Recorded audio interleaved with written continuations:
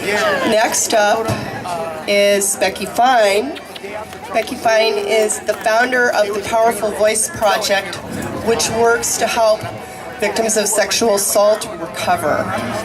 She found that organization. She was the last her organization was the last organization in Sonoma County to put on the vagina monologues. And she's now working in student mental health. She's a powerful woman from our community, and she's going to stand up and she's got some things to share with you. Please give her your full attention. Thanks. Becky?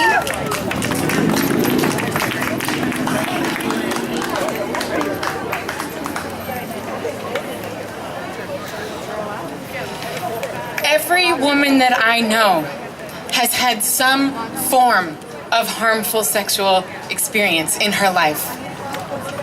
For some, it was rape. For some, incest, molestation, intimate partner violence, harassment in the workplace, and for all, harassment in the street is commonplace. I've heard their stories because I've made it my life's work to speak up, to listen, to ask questions, and to support. With that background, the story that Dr. Christine Blasey Ford recounted in front of Congress a few weeks ago of being sexually assaulted was very familiar. The details of the terror she experienced, so familiar.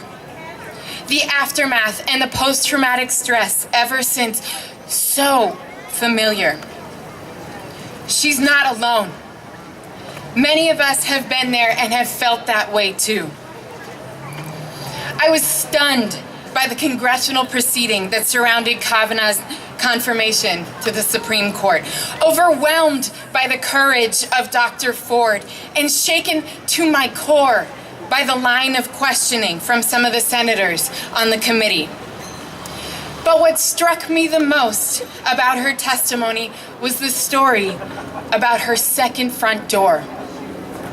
Dr. Ford recounts that several years ago, she and her husband were doing a major remodel of their home, and she was insistent that there needed to be a second front door. Her husband was confused and inquired, why would we need two front doors? What house needs a second front door in it?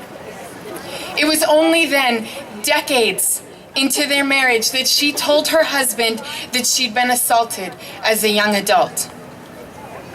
She needed that second front door to feel safe in her home and to protect herself from the terror of that night at the party when she had to walk downstairs after being assaulted through the living room where her perpetrators were sitting to get out through the only front door. A second front door could have protected her from that horrific experience.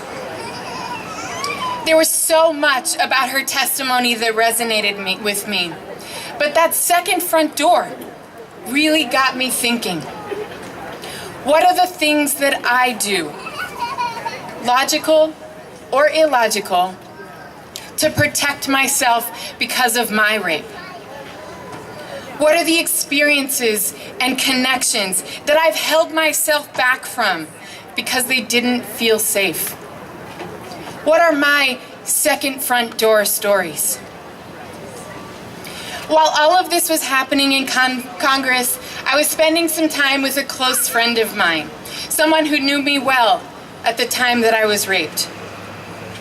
We were talking about the second front door, and I asked him, I said, do you remember back in college when I stopped hanging out as much? Do you remember how I would leave before it got dark and I would plan my exact route home before leaving your house? He said, yeah, I remember a big drop in the amount of time we got to spend with you that year. We all assumed that you'd gotten busy with classes or something. I told him, newly empowered with this language, that was one of my second front door stories. It took me years to be okay hanging out after dark. I was terrified I wouldn't make it home because the night that it happened to me, I was on my way home and it was dark.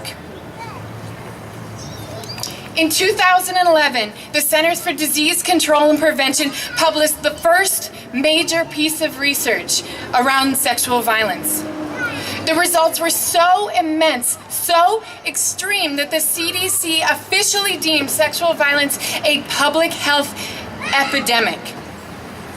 It revealed that 1 in 5 women will experience rape in her lifetime. 1 in 5.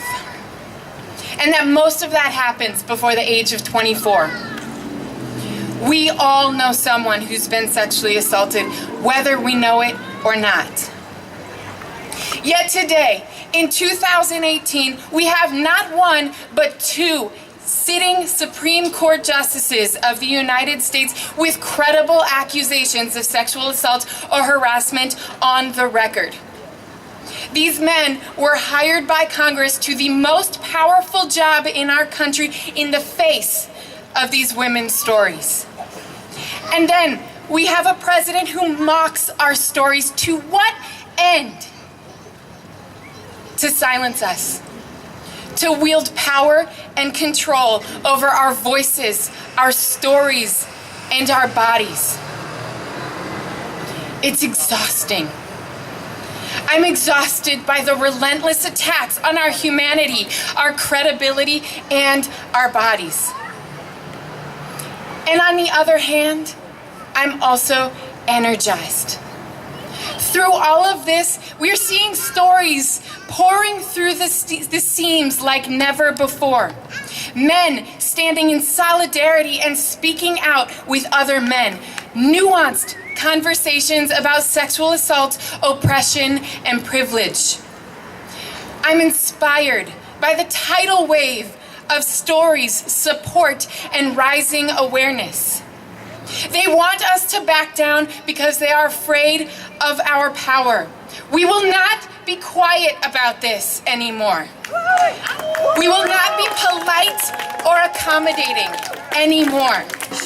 No matter how hard they try to break us down, silence us, we will hold our sisters in their healing, our collective trauma, and we will rise. There is no going back from where we are now. That Me Too consciousness will only grow. So today, when you leave here, talk to somebody about how the Kavanaugh confirmation impacted you. Ask them how it's impacting them. And involve the men in your life. Support them in truly understanding the deep and traumatic wounds that this reopens in our minds and in our bodies. And men, our partners, fathers, brothers, friends, we need you to show up, to use your strength, your privilege, your sense of safety in the dark, to stand up to sexism. Stand up to those violence and aggression that you witness among men. Stand up and show us your love, your respect, and your absolute intolerance of the systematic perpetration of violence against us. And listen. When you don't know what else to do, listen and believe us. Clear the paths for us to speak. Build the stages so we can be heard. And hold us when it gets too damn heavy a load to bear. Learn about and grieve with us over our second front door stories. This is all of our battle to fight. We each play a role. None of us thrives under the weight of these human injustices. And the injustices are surfacing. Sharing our stories and listening to those who are marginalized and systematically silenced is, in my opinion, the most critical piece of this puzzle. So I am grateful to all of us for being here and taking the time to learn and create this conversation. Now, let's amplify it, because we have a lot of work to do. Thank you.